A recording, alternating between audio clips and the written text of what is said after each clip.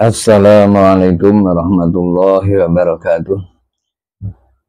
Bismillahirrahmanirrahim. Alhamdulillahilladzi nazzalal furqana ala 'abdihi liyakuna lil 'alamin nadhira. Asyhadu an la ilaha illallah wahdahu la syarikalah. Syahadatan tuballighuna ridal maula. Wa asyhadu anna sayyidana Muhammadan abduhu wa rasuluhu sallallahu alaihi wasallam. Sahibu syafa'atul uzma. Allahumma fassalli wa sallim wa barik ala sayyidina Muhammad wa ala alihi wa sahbihi wa man tabi'ah ila yaumil qiyamah. Amma ba'dah, la haula wa la quwwata illa billah. Saudara-saudaraku rahimakumullah, alhamdulillah bisa bertemu kembali. Apapun kondisinya, apapun situasinya, kita senantiasa bersemangat untuk membenahi diri. Maka sekian kalinya, setiap kali senantiasa kita dengungkan ini agar kita tidak lupa diri, agar kita senantiasa berhati-hati, karena bagaimanapun anugerah yang diberikan kepada kita dalam bentuk umur, dalam bentuk waktu kita hidup di dunia ini senantiasa dari hari ke hari itu berkurang terus sampai kita benar-benar akan menghadap kepada Allah Subhanahu wa taala. Oleh karena itu kita pula senantiasa dari hari ke hari senantiasa berupaya untuk membenahi diri. Semoga upaya ini senantiasa dibimbing oleh Allahu Rabbi. Akhirnya kita benar-benar mendapat ridho Allah Subhanahu wa taala. Amin Allahumma amin. Saudara-saudaraku rahimakumullah. Marilah kita tingkatkan kesadaran bahwa kita itu sebagai makhluk Allah, ciptaan Allah atau produk Allah.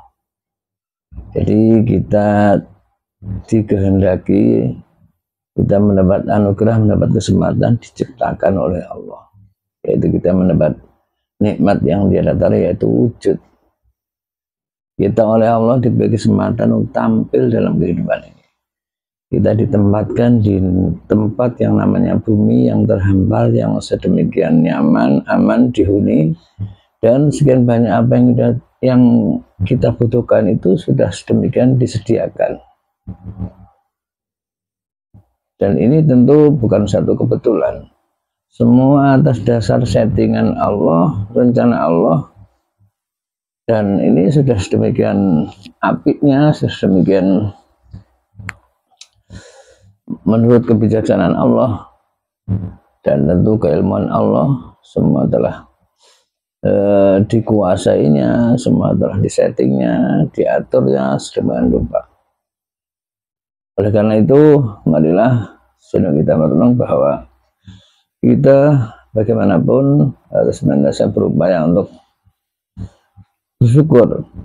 Artinya sejauh mana apa yang dikehendaki Allah dengan wujud kita ini, kita diwujudkan, kita dihidupkan, kita diberi kesempatan, kita diberi segala fasilitas yang ada dalam kehidupan ini. Maunya Allah itu apa? Harus kita teliti, kita telaah. Di satu ayat dikatakan wa ma khalaqtul jinna wal insa illa liya'budun, bahwa Allah berfirman, saya tidak menciptakan jin dan manusia kecuali untuk beribadah kepada aku. Nah, itu jawabannya. Jadi kita dihidupkan, kita diberi kesempatan, kita diberi fasilitas ini agar supaya semua kembalinya untuk beribadah kepada Allah, untuk mengabdikan diri kepada Allah, menghambakan diri kepada Allah, mengakui kita sebagai hamba, sebagai budaknya, sebagai makhluknya. Maka selama kita belum menghambakan diri, selama belum menyadari bahwa kita hanya sebatas hamba yang untuk menghambakan diri, maka selama itu kita belum masuk kategori orang yang bersyukur, belum kategori orang yang menyadari tentang kehidupan ini, tentang kita dihidupkan ini. Oleh karena itu, marilah dalam kesempatan ini kita tumbuhkan kesadaran, kita tingkatkan kesadaran sejauh mana penghambaan kita selama ini. Sudah sesuaikah dengan apa yang diberikan oleh Allah atau tuntunan yang diberikan oleh Allah? Sudah sesuaikah bagaimana cara Allah memberi penjelasan, bagaimana cara Allah memahamkan kita, memberi petunjuk kepada kita agar supaya kita mampu beribadah. Saudara-saudaraku rahimakumullah, tentu sebagaimana saya sampaikan tadi bahwa hidup ini sudah disetting oleh Allah, termasuk dalam rangka kita untuk beribadah oleh Allah juga otomatis sudah dipandu. Artinya bagaimana agar supaya kita bisa beribadah, bisa menghambakan diri kepada Allah. Allah memandu kita, menuntun kita, memberi petunjuk kita. Sekarang kita mau nggak mau atau sadar atau tidak sadar, jadi Allah telah menurunkan buku panduan, buku petunjuk, buku pedoman hidup agar supaya kita benar-benar mampu untuk beribadah kepada Allah Subhanahu wa Ta'ala, yaitu yang kita istilahkan kitab suci Al-Quran. Maka bagaimanapun kita mau nggak mau, sekali lagi sadar nggak sadar harus memakai petunjuk ini, karena ini yang diberikan Allah kepada kita agar supaya kita sesuai dengan yang dikehendaki Allah untuk mampu menghambakan diri kepada Allah. Jadi mungkin selama ini kita kurang perhatian, kita kurang memprioritaskan, kita kurang mau memahami, mempelajari, menelaah dengan yang namanya kitab suci sebagai kitab pedoman hidup ini. Tentu ini sesuatu yang sangat disayangkan, karena semuanya kita tidak patuh dengan petunjuk Allah, tidak patuh dengan apa yang telah ditetapkan Allah agar supaya kita memakai buku pedoman atau buku panduan ini. Makanya sekali lagi marilah kita tumbuhkan kesadaran, kita tingkatkan kesadaran bagaimana agar supaya kita benar-benar mau memakai buku petunjuk ini. Kita benar-benar mau memahami, akhirnya kita bisa mengambil kandungannya, lantas kita amalkan, kita apresiasikan, kita praktekkan dalam kehidupan sehari-hari. Terus sampai kita benar-benar sesuai dengan panduan hidup, sesuai dengan kitab suci yang telah diturunkan Allah melalui malaikat Jibril kepada beliau Nabi sampai ke kita. Saudara-saudaraku rahimakumullah. Dan dari itu, dalam rangka itu, saya tentu sebagaimana sering saya sampaikan, niatan awal adalah untuk mengingatkan diri saya sendiri, usi nafsi, kemudian andaikan ini bermanfaat kepada kita semua wa iyyakum, tentu ini akan lebih manfaatnya, akan lebih banyak dan akan lebih memberkahi kepada kita semua. Yang kita harapkan sekali lagi dalam rangka untuk membangkitkan khususnya pribadi saya sendiri, biar kita tambah semangat, tambah gairah untuk membenahi diri lewat kita memahami kitab suci, lewat kita menelaah, mengkaji, dan tentu dalam rangka untuk mensesuaikan tentang kehidupan ini, apa yang kita lakukan selama ini, gerak, langkah, ucap, suasana hati, dan pola pikir gaya hidup, bagaimana sudah sesuaikah dengan buku panduan hidup, dengan kitab suci yang telah diturunkan Allah itu. Dan tentu kalau ada pertanyaan sudah sesuai kan, ya jelas belum sesuai, atau sesuai pun hanya berapa persen, atau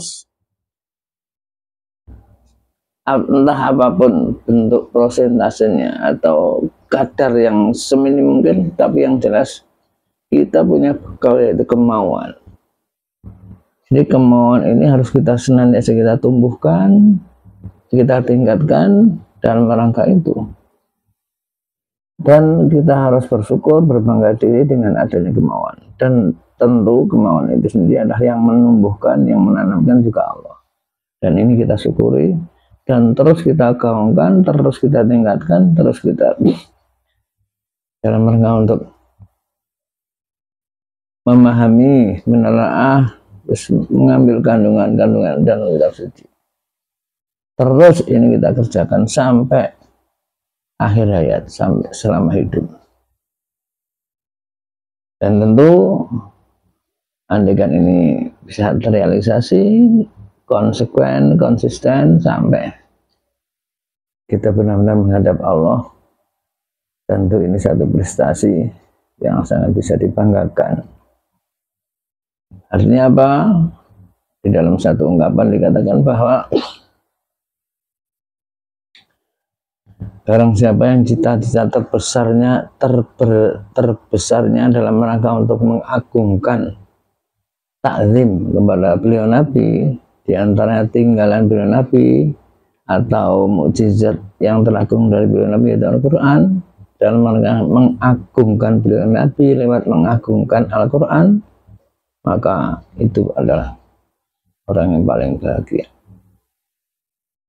Fatuba liman kana ta'zimuhu sallallahu alaihi wasallam wa ya tamaramihi wa marmah. Demikian disampaikan dalam burda. Artinya betapa bahagianya seseorang yang dalam kehidupannya itu, dalam cita-cita terbesarnya itu, terbesarnya yaitu untuk mengagungkan beliau. Pada itu semoga ini benar-benar terrealisasi dan oleh Allah dikabulkan. Maka sekali lagi ini satu kebahagiaan yang paling bahagia. Akhirnya kita benar-benar akan dari hari ke hari tiada kegiatan yang membahagiakan kecuali menyesuaikan kehidupan ini dengan tuntunan yang Allah berikan dalam kitab sucinya dan tuntunan diberikan oleh Rasulnya, ya Rasulullah Sallallahu Alaihi Wasallam.